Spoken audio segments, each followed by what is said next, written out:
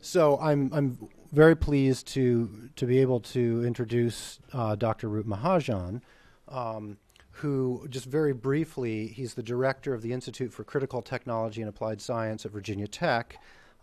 He's also got an endowed chair there. Same thing when he was at the University of Colorado at Boulder a few years ago. He was the founder and director of Center for Advanced Manufacturing Packaging for Microwave, Optical, and Digital Electronics, also known as Camp Mode, and he had an endowed chair at Boulder as well. And prior to that, he was a research leader and supervisor at AT&T Bell Labs.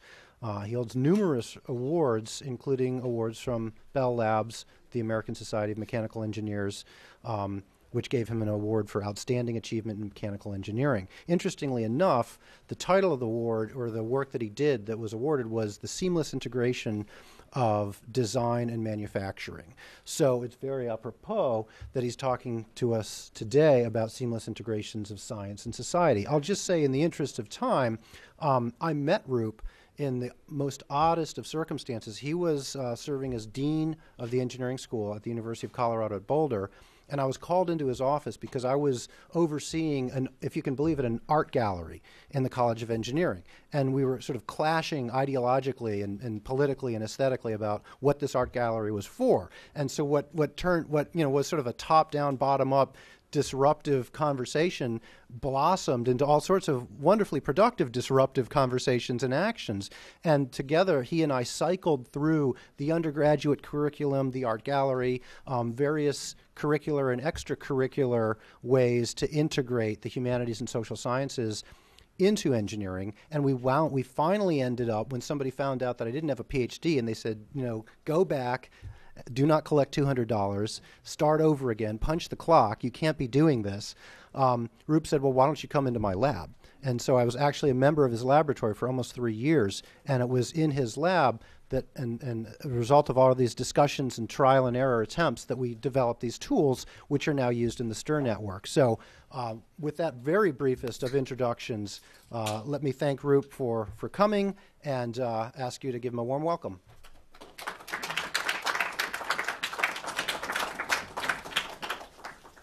Thank you, Eric. It's absolutely, I'm delighted to be here. And it is absolutely very joyous experience for me to have one of my ex-students, I was on his PhD thesis committee, from my laboratory, nanotechnology and thermal laboratory. He was the embedded humanist in my lab. And I can tell you for sure, maybe he learned something, but we learned a lot. And one of the things that I have come to realize and internalize after that, it is sometimes out of the questions that come outside your field that the creativity prospers. My favorite sentence, buds of creativity bloom at the intersections. And as I mentioned earlier, higher the degree of separation of these intersections in discipline, the better it is in terms of promotion of creativity. So I'll just start with a brief story. While Eric was talking about the College of Engineering, so I was acting as the dean at that time. So we have this kiosk. This was a celestial seasoning kiosk. And there is one girl there. She has been the manager of that kiosk for many years. She was from the English department. And she comes there, and here we have all the engineering students going there for a cup of coffee with their laptops or solving some problem of calculus. And one time, she came to my office and she said, I have to tell you a story. She said, I had a haircut. I have been here for 3 years. And I went back to my department, English department, and people said, honey, oh, you had a nice haircut. They said all kinds of things. Here she comes to the kiosk where she spends a lot of time, and students line up. They come there, get their cup of coffee, they talk to each other, and nobody noticed that she had a haircut. So she got very annoyed. She took an 8 by 11 sheet and she said, FYI, I had a haircut yesterday. Right? So she put that notice up there and she said, dear Dean, even after that, only one student came and told me, oh, you had a haircut yesterday. Well, that didn't sit very well with me in the sense that we don't want to produce engineers who are not holistic, who don't have a good appreciation of life. Life is not just calculus, right? And we had a number of experiments that we did with the students. I was asking them, for example, I said, okay, so when you went for a date and you started dating this girl, did you have a spec sheet? And then you say, check this, therefore I'm going to date this girl, or you just fell in love with that girl? So I think they got the point. That life is more than 2 + 2 = 4. Life is more than calculus. Life is more than a set of equations. Life is much more than that. That's where the societal aspects and the technology comes along together. If we bring them together, we can actually hope for a lot of innovation. Okay? So that's what I'm going to talk about. And these days, the problem that bugs me, whether I'm sleeping or I'm waking up, how are we going to have a sustainable future? What kind of planet we are going to leave for our children and grandchildren? Okay? And to me, the answer is, if I want to have a sustainable future, if I want to leave this planet in the shape that we have at least today, I want to have a seamless integration of technology and society. Okay? So that's the main point I want to make. And I'm going to start with talking about the major challenges that are facing humanity.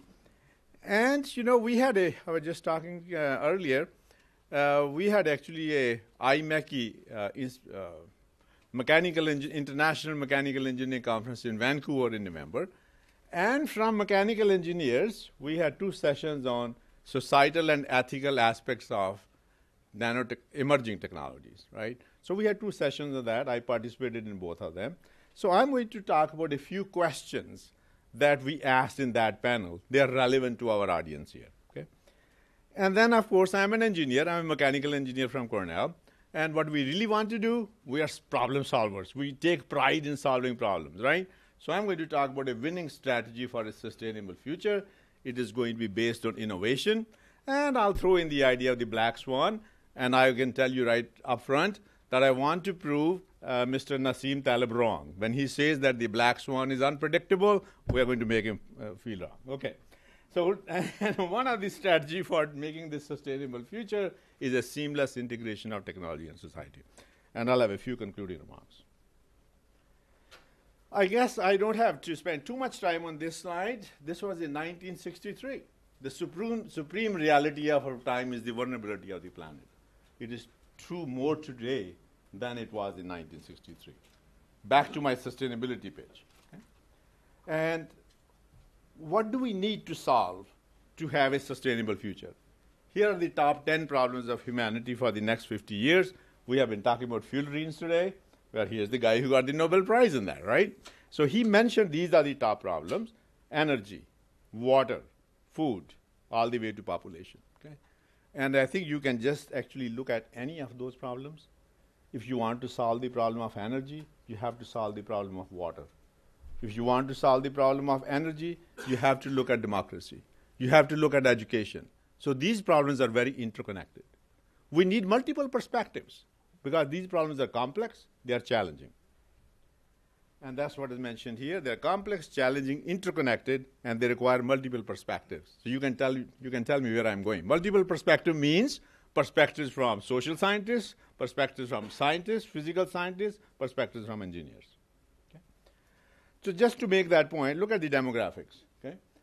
We are headed in 2050 to 8.9 billion population. 40% of the population is the fast developing countries. What's the relevance of that? If you look at the next slide, GDP is associated with the energy consumption per capita. Okay? So if 40% of the population is in the developing country, and if they want their standard of living to go up, that means the energy use is going to go up, right? So what is the implication of that? Well, we'll have an energy gap of approximately, by 2015, 14 terawatts. Okay? Our current consumption is about 13 watts, so we'll have a 14 terawatt energy gap.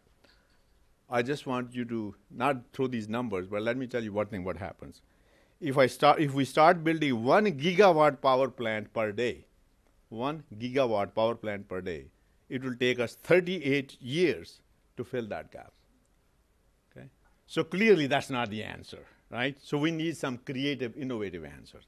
Bottom line, we need innovation. Okay. Well, if we don't do this, this is what can happen, right?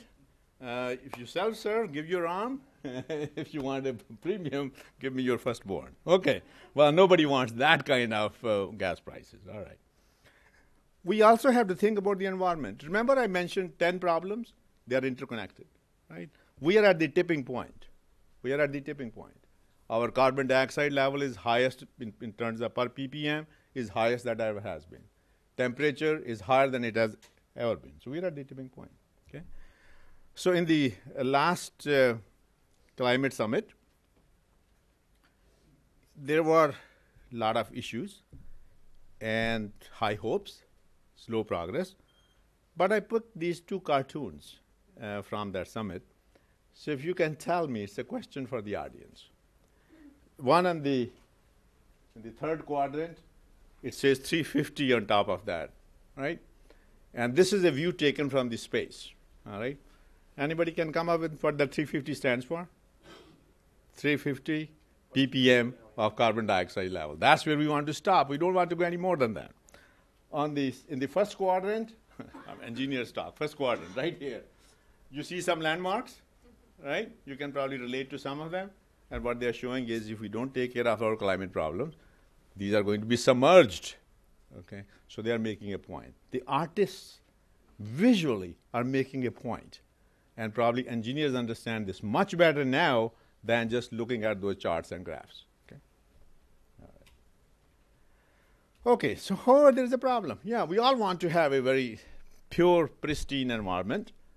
On the other hand, the developing countries, whether it's in India or China or Brazil, BRIC countries or Russia, they want to have developing higher standard of living. Okay? To sustain a 10% growth rate per year, China is adding one coal-fired plant per week and has overtaken the U.S. as the largest polluter. Okay? But because they want to have the higher standard of living. India cannot sustain its 8% growth rate without an order of magnitude increase in power generation and hence the emissions. Okay? So the developing countries, they say, wait, my dear developed countries, you already have your economic progress. Let me go forward and have mine and then I'll talk to you. Okay? The developed country says, oh, I don't want to think about it too seriously because right now I'm in a financial meltdown and I can't really follow the EPA regulations and jeopardize my economic growth. So these are the realistic problems. We need innovative solutions. Okay? So clearly we need new solutions. We want to have economic growth. We want to preserve our environment. And perhaps, we don't need incremental changes. We need game changer technologies. We need disruptive technologies. Okay? And actually, we can depend on, we have been used to thinking that technologies can provide the answer. Why not? If you look at our record, it's pretty darn good. Imagine life at the dawn of the 20th century. Radio, TV, computers, internet didn't exist.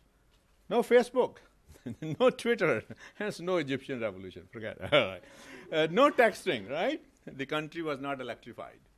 The first airplane flight was 3 years away. This is at the dawn of the 20th century. The average lifespan was 46.3 years. So if you compare that where we are today, the progress is pretty stunning. So the technology has done a pretty good job, right? Okay. All right. So the question is, I just posed some top 10 humanity problems. So a natural question is, so my dear technologists and engineers and scientists, do you have solutions for our problems now? Okay? Because we got those major problems. Well, actually, the fortunate thing is, to some level, coming from an engineer, the answer is yes. Okay? If you look at some of the major technologies, nanotechnology, that's the fullerene with 3 metal atoms inside it. That's a modified version of a fullerene. Nanotechnology, considered to be the next industrial revolution. All of you know all that stuff, so I'm not going to focus on that. But if you look at nanotechnology, and if you look at the technology mix that we think on the first quadrant for energy problems, we can have low-cost, high-efficiency photovoltaic cells. And what do we need? We need new carbon nanotubes, or fullerenes, or modified versions of them with the polymers, and I can produce reel-to-reel polymeric photovoltaic cell, and we solve the problem. Easier said than done, but it is a challenge we can meet. Okay? Looking at smarter grids, biofuels, and so on and so forth. Okay? So we can actually create a set of technologies that can solve some of our energy problems. I'm just picking up an energy problem. What I say about energy applies to water, applies to terrorism, applies to other problems that I mentioned. Okay. So what is shown here on this side here is from my lab that Eric was talking about. So it turns out carbon nanotubes are hydrophobic. That means water doesn't touch them. Okay. So if you take a pipe and on the inside, if you coat it with carbon nanotubes, you push water through it, water is not going to touch the walls. Okay. If it doesn't touch the wall, there is no friction. If there is no friction, there is no pressure drop. That means the energy use will be less, right? So there are a number of solutions we can come up with. All right, so far, as a true engineer, I talked about the technology being highly successful and wonderful things we have done for you and wonderful things we can do for you. But has the technology story been an unqualified success? And I guess my answer is the qualified yes. Okay? Yes, we have had success. However, we also had problems. Okay? If you look at the Gallup's, let's see. Yeah, it's interesting. I want to share this with you. There was a Gallup survey done, and using a scale of 1 to 10, 1 being extremely displeased to 10 being extremely pleased, and the parents were asked if your son or daughter or other family member said he or she wanted to be an engineer and scientist, on a scale of 1 to 10, what would be your answer? What do you think? What would be your answer? On a scale of 1 to 10. What is it? 10? All right. 6? Well, look at this. The answer was 9. Okay. So people want their kids and family members. Oh, yeah, it's okay. It's good to be an engineer, right? All right. So on that part we do all right. However, there is also a perception that technology is out of control, and that too often scientists don't have the ability to orchestrate a responsible development of powerful technologies that have the potential for huge economic development. And that's an issue we need to consider. Yes, people think that engineers, our technologists have done a good job, and we have the potential, and they would like their son or daughter or friend to be an engineer, but however, there are problems. Okay? And this skepticism arises from a series of errors and resulting disasters, DDT, genetically modified crops, nuclear reactor, and the confidence of people, therefore, in the power of technologies to solve these problems and improve their quality of life has been undermined. Okay? On top of that, again, according to the same survey, public is not so technically well informed. I don't want to say they use the word technically illiterate. I don't normally use that word. So this is a National Academy and NCR survey. But because of this, they are susceptible to misinformation. And there is a fear of the unknown. This is coming from my heart. As an engineer, as a scientist, I think what we have done, we haven't done a good job in talking to the public, because in our own business, we verify, we test everything that you tell me that you have done in your lab. First thing I do, I repeat the same experiment, right? I test it. But with the society, what have we done? Whatever is the state of our STEM, science, technology, engineering, math, education, people normally, if you go there as a PhD in physics and you say something, people don't normally ask you questions. Okay? They accept you as an expert. So what have we done? In our own business, we verify, right? But society doesn't ask us, or we haven't trained them to ask us the same question that we ask of each other. So there's a danger inherent in that. And that is not to be done by social scientists. That is not only to be done by social scientists or by ethicists. It also has to be done by engineers and scientists. It is equally imperative for us to use the same methodology, scientific methodology we use among ourselves, also to do with the public at large. Okay? And then, what happens if it's misinformation, and if you don't know it, all kinds of wonderful things, bad things happens. Like there's a novel, Prey, most of you have read it, and people take it for real. They really think that the nanoswarms are going to come along and destroy the whole race, right? Okay. Or Charles, I think some of you, all of you know this, so I don't have to say. Prince Charles came along, we are going to have these nanobots, and these are all made of silicon, and that is silicon is gray, so pretty soon we are going to have a gray goo, right, the gray sky, right, because all these silicon bots are going to be all over the atmosphere, right. Well, and he actually wanted to have a moratorium on further research in nanotechnology. That's what can happen when there is a misperception. That's what can happen when there is a misinformation, all right. And of course, even from our own techie of the techies, Bill Joy, he was also worrying about it. And that's the right thing to be worried about, right? It's not only that Michael Crichton information should be used for getting worried about. Also, the scientists have to start thinking about that. Okay. On the other hand, here is Phil Bond, U.S. Undersecretary of Commerce, right? So here we are talking about, let's look at all the unintended consequences of nanotechnology. Okay. And there was a general sense. I participated in many of those discussions. Well, let's sit down, reflect, and look at the unintended consequences of what we are going to do. Okay? But on the other hand, look at this Phil Bond, and he represents a section of the society which says, wait a second, the benefits of nanotechnology are so wonderful. Why do you want to slow it down? Okay, it's unethical for you to slow it down, right? So that's another viewpoint, right? So here's the discussion that's going on. Okay? So let me recap my introduction. The problems facing humanity are complex, multidimensional, interconnected, and they have a high degree of uncertainty. However, a set of powerful technologies is available, but there are challenges, both technological and societal, and we need a winning strategy. And what is that winning strategy? It has to be innovative. We have to be innovative. We have to be integrative. You're talking about integration as the theme of this workshop. I square, right? Innovative and integrative. And we need different solutions. We need different approaches. And my dear friends, I truly believe, honestly believe, that our survival depends on this. Literally.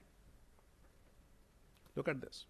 Okay? If you haven't seen this documentary, you should. It's called The Human Spark on PBS. And Neanderthals and modern humans, we evolved from the same ancestors in Africa. Some stayed behind, and some went to Europe, vast land, and they had no need to innovate.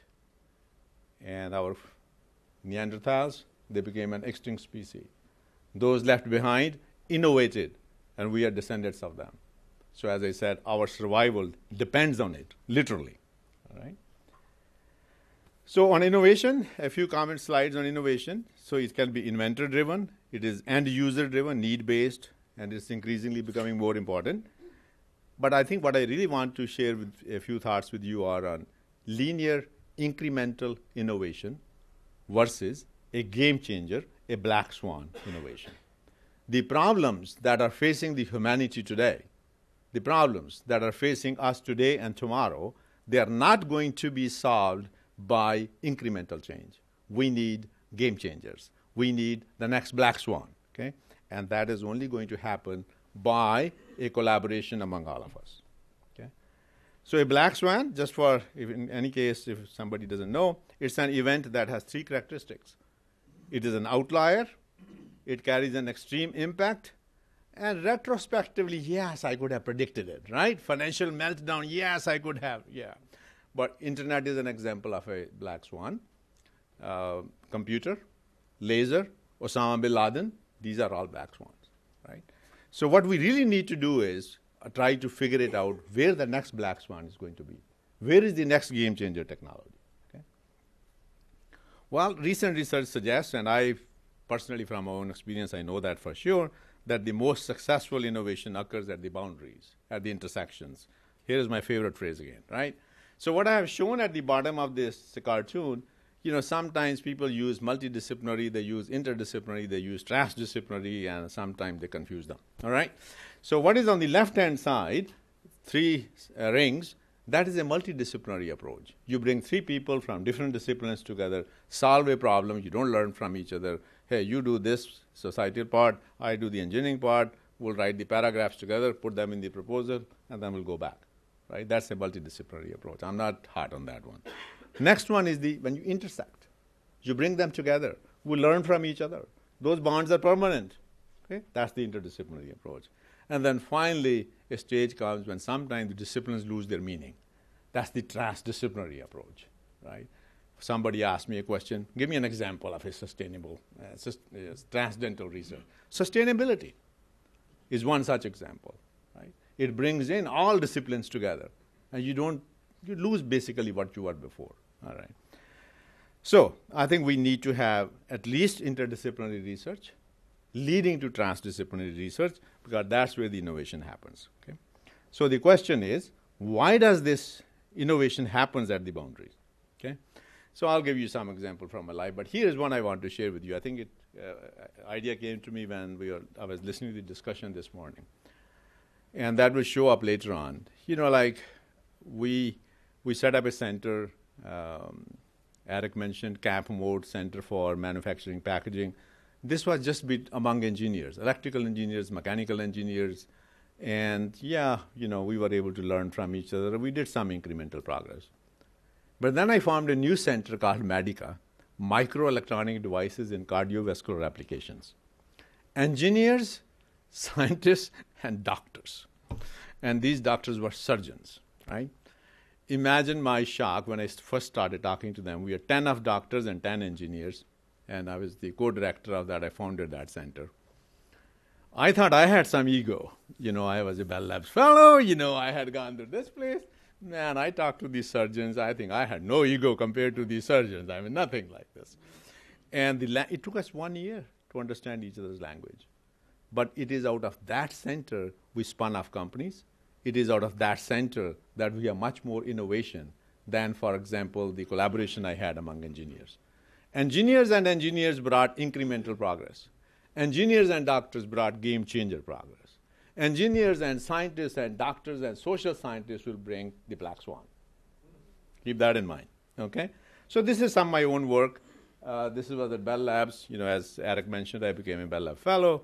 And not to brag, but I will brag anyway, I was the youngest Bell Labs fellow in the history of Bell Labs. Okay, all right. But here is a technology that was used and to solder pins in electronic switching systems, 97.5% yield. And coming back from a trip to Chicago, learned some basic thing. Hey, what happens if instead of using infrared radiation, we use vapor phase? And this vapor have a temperature higher than the melting temperature of solder. They are going to go everywhere, and my yield is going to be 100%, and that's what happened, and we revolutionized the whole industry, okay? And chemists, engineers, material scientists, they were all together in this one. I already talked about these two centers, Camp Mode and Medica. They were very successful. So my love affair with interdisciplinary research started in Bell Labs. I found that my problems that I solved at Cornell, they were very well defined, vertical plate, flow going over it, and trying to understand why the flow becomes turbulent. That was a much easier problem than solving the problem of making chips in a CVD reactor. Okay? So these two centers were successful, and I continued to evolve into that at Virginia Tech. We have an institute which I'm directing, Institute for Critical Technology and Applied Science. It is a major interdisciplinary research institute at Virginia Tech. I have 200,000 square feet of laboratory space, 3 buildings. I have 300 plus faculty working with me, 136 PhD students, and they are from all shades and all colleges, College of Natural Resources, College of Agriculture and Life Science, Vet Med School, College of Science, College of Engineering. So we really bring folks together to do interdisciplinary research. And this is my pride of the Pride Black Swan Seminar. We have a Black Swan Seminar, okay, which we hold in Cafe X. Cafe X means coffee shop for the unknown. X is for the unknown. This is beautiful. I think it is beautiful. We used to ask this question in my Bell Labs, in my own department that I was heading. I would just have a regular exercise, and we should do this today, maybe at the end of today. I used to ask the question, what will make you unemployable in 7 years? And these were all my scientists from MIT, Princeton, Cornell. These are very top-notch scientists. And I'll ask them the question, what will make you unemployable in 7 years? Right? It is out of that kind of a question we looked at the next disruptive technology. Okay? Now, when you come to academia, all these faculty are tenured. You can't tell them what will make you unemployable in 7 years. So you can ask them the question, what will make you irrelevant in 7 years? That no graduate student wants to work with you. So that's the exercise we do in that Cafe X. No tyranny of the PowerPoint. PowerPoint is not allowed, although I'm doing this here. No PowerPoint allowed. We just bring in philosophers, scientists, engineers, everybody together, and we just ask those kinds of questions. Okay? It is out of that we think the next black swan will come. So actually what we really do is ideas pop up. And there's one fellow who is taking notes. So we call them these new ideas signets, baby swans. Right? So, we have 5 baby swans. Very first seminar we had 5 baby swans, 5 signets. And then, they go back, they form their social network, and they work on those signets, right? Well, some of them die infant mortality, all right? But we are hoping that some of them will grow into the black swan, and that's where I will prove Nassim Taleb wrong, okay? So our place is going to be a breeding ground for the next black swan. And how that happens is through all these questions that we ask. One member who always is there, and you will see his name pop up later, is Professor Joe Pitt of philosophy. And here we're talking about the next distributed wireless computing stuff, really neat stuff. And he stands up and we say, why do I need that? Is it going to increase the quality of my life? What have you guys done anyway for me so far, right? And I was just talking earlier, when I was, and I think Eric has seen this before. He actually made a slide for me a long time ago. When I was at Cornell, very idealistic thingy. I had a utopian dream. We are going to make everybody's life wonderful.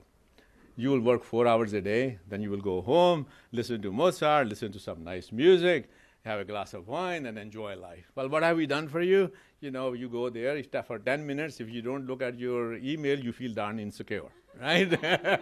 So that's how much leisure time we have given to you, right? So we have to think about that a little more. If I had thought about that time, if I had this philosopher asking me a question, what are you going to do? Are you going to increase my quality of life? How much time I'm going to have? Maybe I would have been a different person. All right. But we haven't made any systematic effort to reach out to the public at large, although the seminar is open to the public, but we plan to do that. And actually, just in pure dollars, I came to Virginia Tech 4 years ago, and the institute was, it was there by name. And look at what we have done. We have last year, our faculty member, we got $110 million in research expenditures. From 0 to 110 in 4 years. Mainly because of interdisciplinary research. Because that's where the exciting problems are. In the silo-based problems, those are not exciting. Actually, even the program managers don't like them anymore, except some in NSF, okay? But major problems are still pretty interdisciplinary, okay? So recap again, we need a healthy dose of innovation to solve humanity's problems. Interdisciplinary research is an engine for innovation. Linear, incremental, or actually we are looking for disruptive. So far I have talked about centers and my efforts on integrating engineering and the sciences, physical, life, and engineering. How about integrating societal considerations that we are talking about today? Many questions, and these questions we posed at this session I mentioned earlier, and that was the title of the session. The imperative of integrating ethical and societal impact in NSF funding proposals, all right? Because I think they require us now from NSF, all right? So some of the questions that engineers raised, why are ethical dimensions, especially societal impact, important for technical discoveries, right? Why are they important?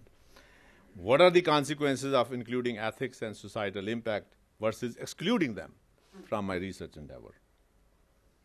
Why is public perception important to scientific research?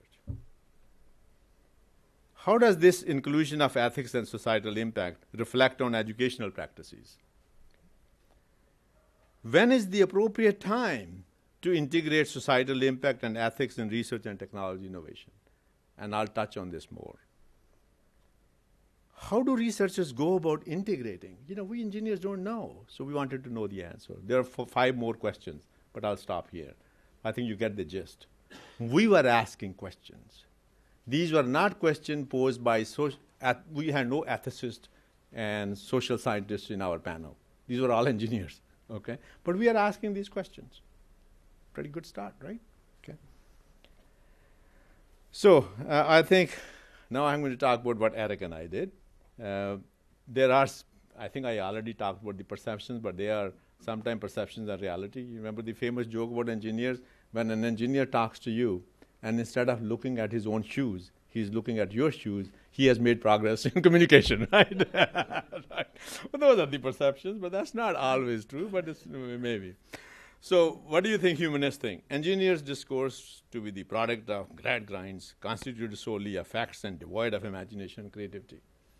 That's what we think humanists think, right? What do engineers think?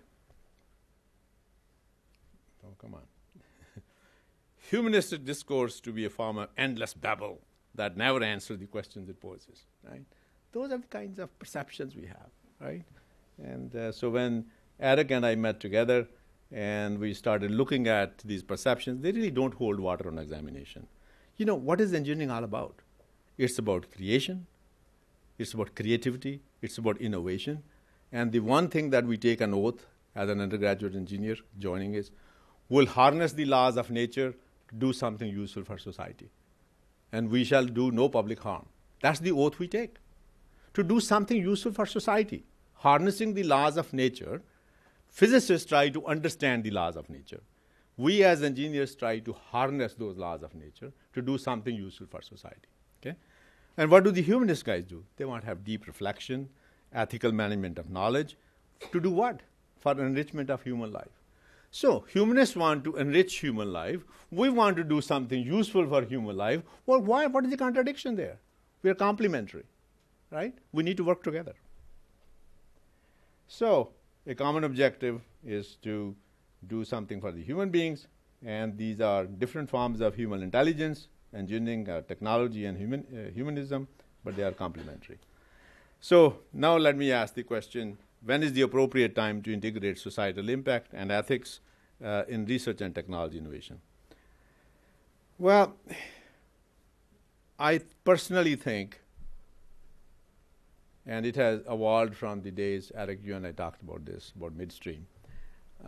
I think we need to bring them right from the day I conceive of the new design or the new product. When I'm thinking of the next disruptive technology, I want Professor Joe Pitt to ask me the question right then and there, what will this do for me? What are the unintended consequences of this technology? So I want it, at least in my laboratory, so upstream, midstream, downstream in my lab is different than your definition of upstream, downstream, midstream. But in my lab, I want it right from day one. Okay? And then midstream, I want my engineers, my PhD students, just like we did with Eric. Eric was in my lab, and I will relate the story on that one.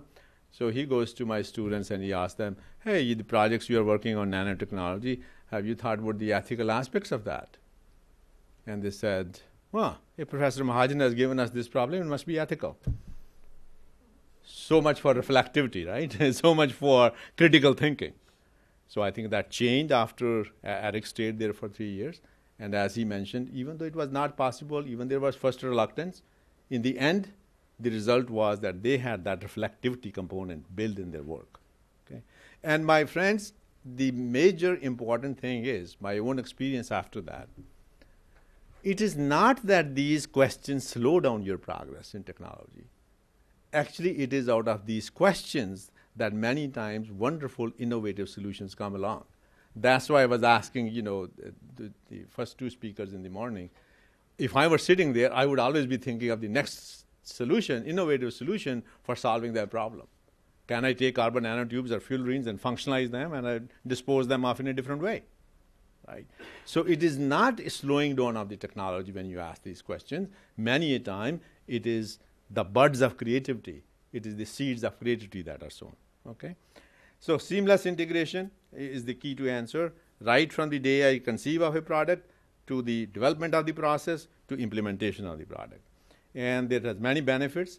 If you do this right, your technology is going to have an acceptance versus resistance, sustainability versus possibly limited life, maybe it will last 1 year and then the public finds out all the problems with it. Avoid valley of death in the sense that we have many innovations sitting in the laboratory and they never see the market. Okay? And one of the reasons might be this. And there is a generally high degree of innovation with inclusion and multiple perspectives, provide out-of-the-box questions, critical to innovation, and all that stuff. Okay? So I think appropriate time to integrate societal and ethical consideration is always upstream, midstream, downstream. They got to be my co-partners. They got to be my co-PIs. All the proposals we write now, we always have a social scientist as a co-PI. We most of the time have a philosopher with our proposal. That's the way we have done it. Okay. How do researchers go about integrating ethics and societal impact? Embed a humanist in your lab. We have very darn good experience. Okay? I speak from experience. So if you are a lab director, whether it's a national lab or it's an industrial lab, embed a humanist in your lab. Okay? Have a humanist as a member of your research team and have him be involved downstream, upstream, all the way through. And that will ensure seamless integration. And my friends, it's pretty rewarding. My personal experience, Eric Fisher was the embedded humanist I think we were among the first ones to have an embedded humanist, right?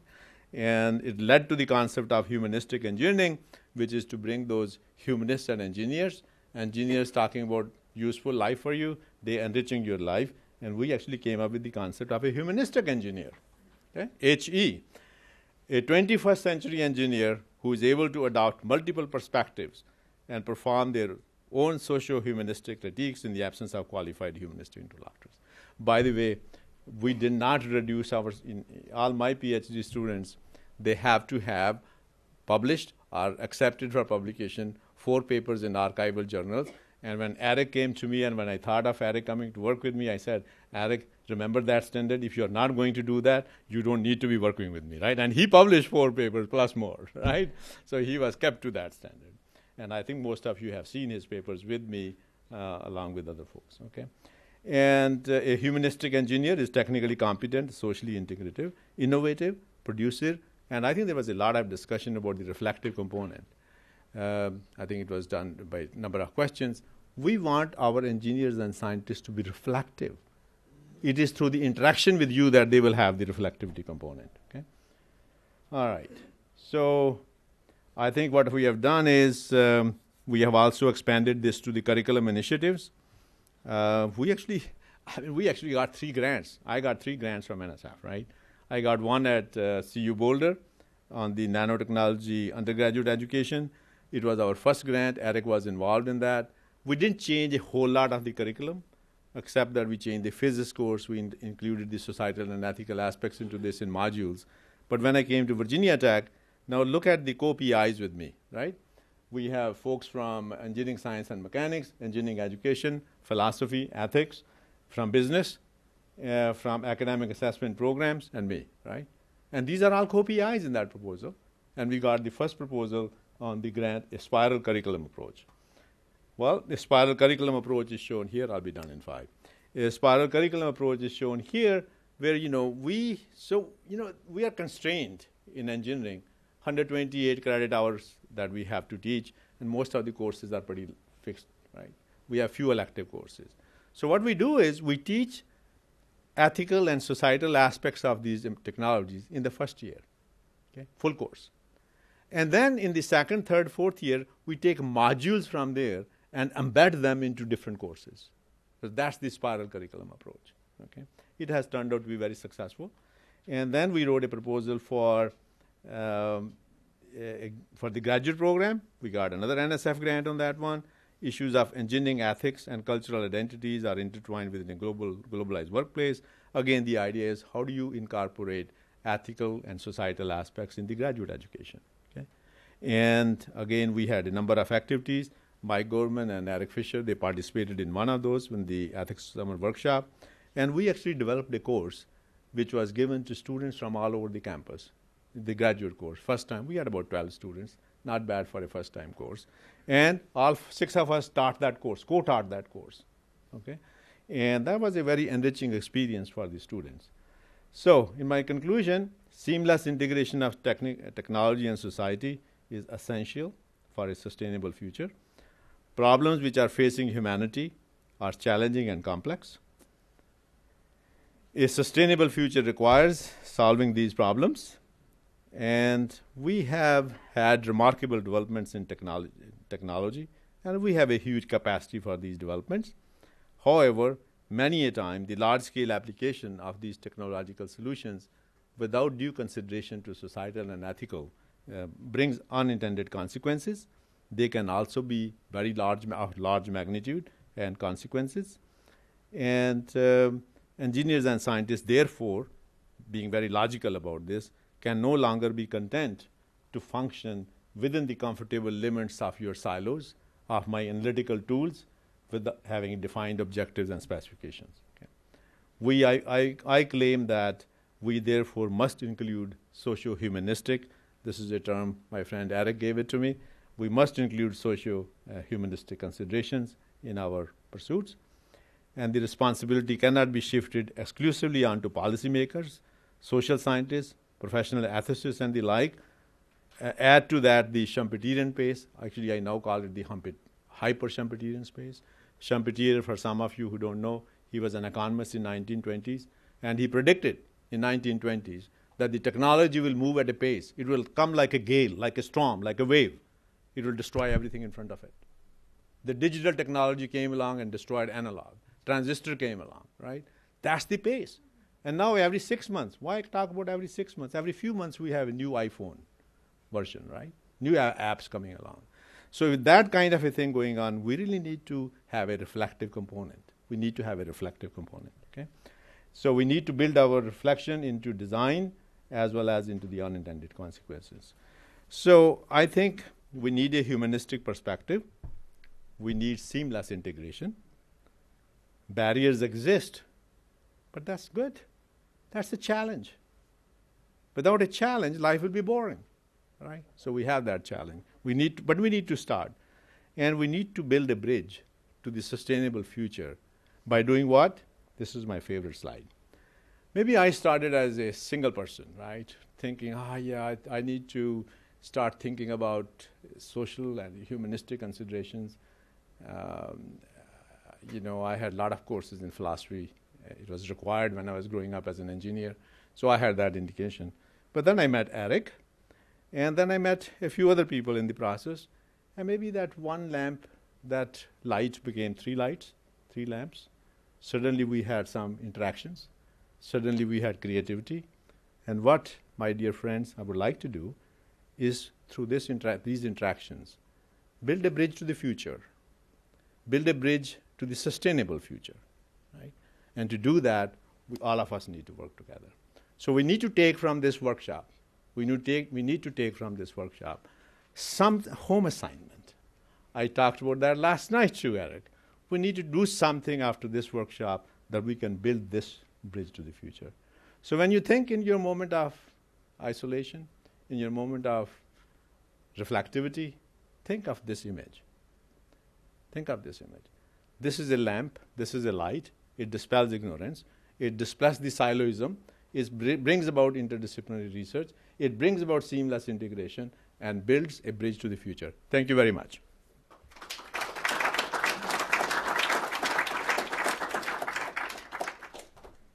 Have time for questions, or what do you think? Well, I think we should take a few questions. Sure.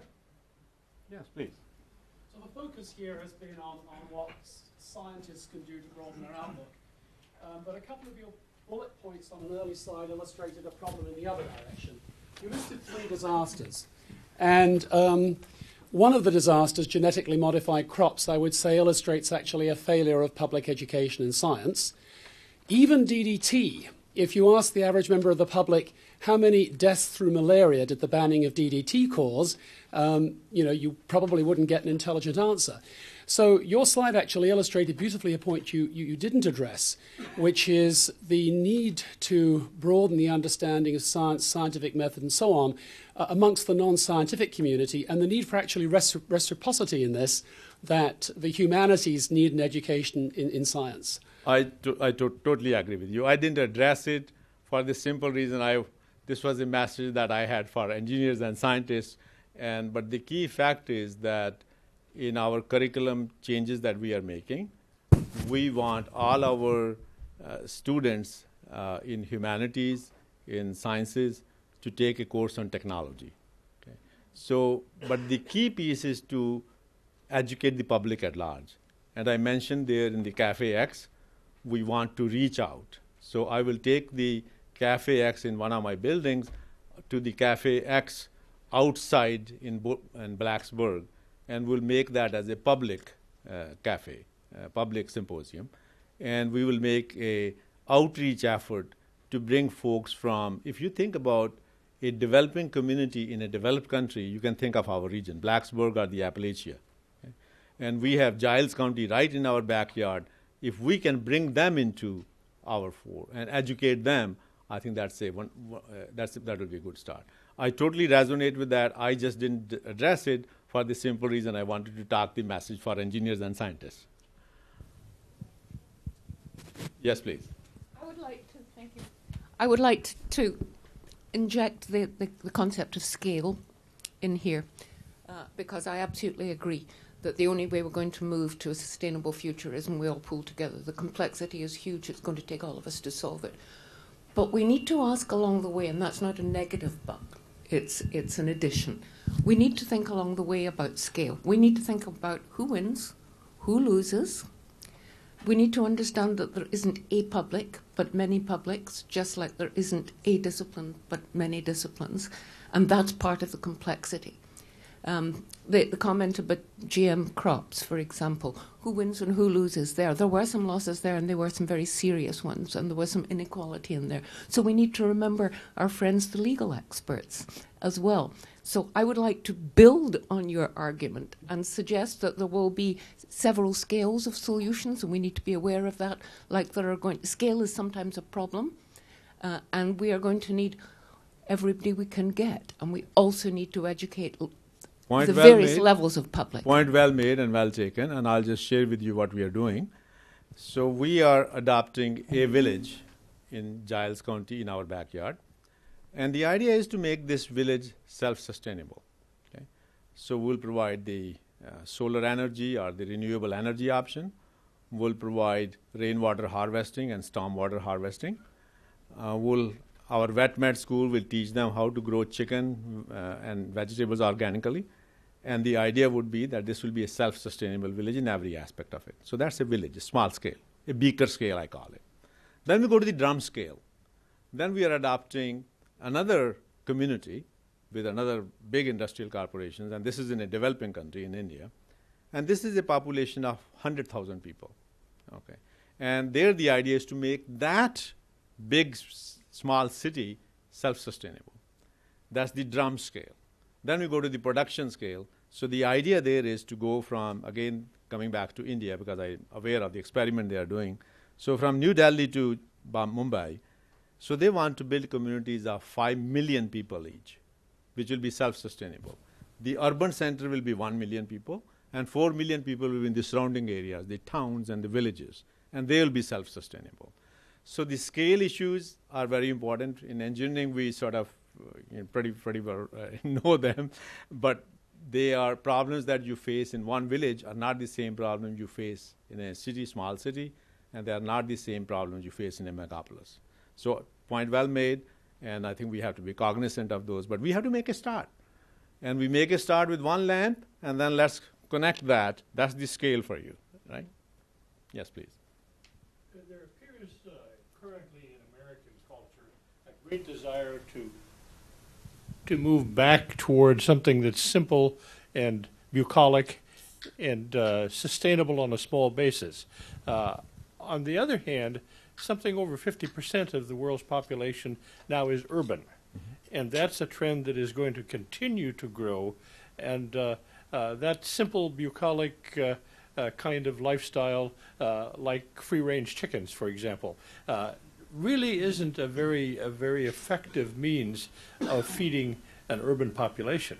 Could you speak to this dilemma, this conflict between a desire to move back to something simple and something we can understand and put our arms around? And so I said, we think that if I have 10 desires in the denominator, if I fulfill all 10 of them, my happiness quotient will be 1. The problem is that every time you fulfill one desire in the denominator, 10 more pop up. So it's a losing game, right? So the idea there was to reduce the number of desires. Okay, so that's the classic thing. Hey, can I go back to simpler form of life? Can I go to Walden Pond kind of a mechanism? But I think the world is not made of a few idealistic people living in a farm and being sustainable. The problem is of the scale that we just talked about. And I think we collectively can. It is not something that cannot be done. I don't buy the idea that we can't have economic growth without having a sustainable environment. Technologies are there. We are predicting that at 2050, 50% of the energy will be produced by renewable resources. 50%. Okay. So the resources are there, the technologies are there. What we need is having the policy people, having the social scientists, have the engineers all come together and make sure that our footprint on this planet is good. It's a good footprint. not a bad footprint. I think at the urban scale, 5 million, I think that's the experiment they're going to do. If we do that, then we can stop the process of migration of people from villages. The biggest migration that has taken place in the history of human race is taking place now. People are migrating from rural areas, whether it's in China or it is in India, to the urban areas. But we have to stop that because it's not sustainable. 20 million population in Mumbai or in Beijing is not a sustainable model. So we have to do something about it. Right? And the something... You suggest that one can readily turn around a trend that has existed ever since mankind walked on Earth. There's an old saying, once they've seen, how are you going to keep them down on the farm once they've seen Fareed? On the other hand, I think... It's a difficult challenge. It is difficult, but on the other hand, I don't know, maybe I tend to be a very incorrigible optimist. I think you give me the nature of the problem. Once we have a problem, that if our survival is evolution, if our survival is at stake, we are going to find a solution. The solution of having 100 million people, big city is not it's not a sustainable solution. We have to find different ways. And I think we'll find those. And I think the idea of having a small city and have the suburban areas and the rural areas all connected together in a smart grid kind of a thing, even from energy viewpoint. I think that's going to happen. One could make an argument and document it that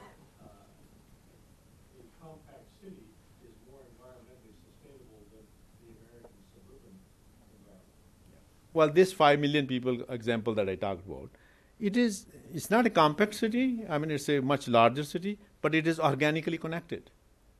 Okay? It's organically connected. And there are solutions at the rural area, there are solutions at the suburban area, there are solutions at the urban area. And imagine the smart grid. Imagine the smart grid. I gave the example. If everybody is producing energy using solar energy or wind energy, right? Well, you connect them. All right. Maybe in the rural area we have the wind farm. Right? You connect these, and there is a electrical grid. Well, whenever they need energy from us, we'll sell it to them, right? And when we need it, we get it from them, right? So there are very creative ways of solving these problems. I think the organic growth among rural areas, suburban areas, among the urban areas, I think that's the way to go. That's the way to go. And I don't buy the argument that, we ultimately all of us have to migrate to the urban areas. It's not sustainable, hence it won't happen. Okay. Thank you, Roop. I think all right.